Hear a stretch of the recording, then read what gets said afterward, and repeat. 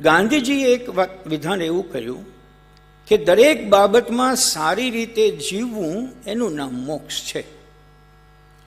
આપણે હમણાં જ ઉલ્લેખ થયો, ભાગ્યેશભાઈએ પણ કહ્યું અને રામજીએ પણ કહ્યું કે ધર્મ, અર્થ, કામ અને મોક્ષ, મોક્ષ આપણું અલ્ટિમેટ ગોલ છે. પણ એ અલ્ટિમેટ ગોલને મહાત્મા ગાંધીએ આપણા માટે સંસ્કૃતિ બોધરૂપે એવી રીતે મૂક્યું કે don't weight for the last moment. છેલ્લી ઘડી સુધી રાહ જોવાની જરૂર નથી. તો શું કરવું?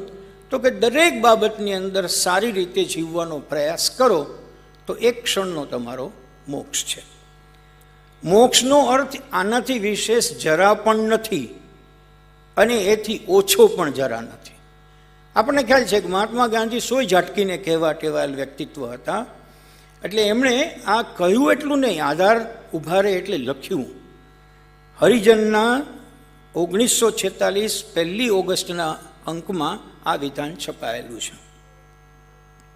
સત્યના પ્રયોગોની પ્રસ્તાવનામાં ગાંધીજીએ એક બહુ જ આગળ પડતી વાત કરી.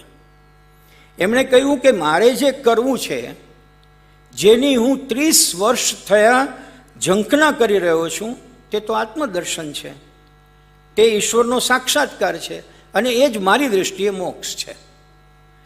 મારું ચલન વલન બધું એ દૃષ્ટિએ થાય છે.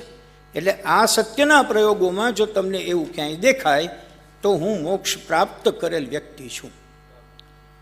સદેહે, સજીવનમાં મેં મોક્ષ પ્રાપ્ત કર્યો છે.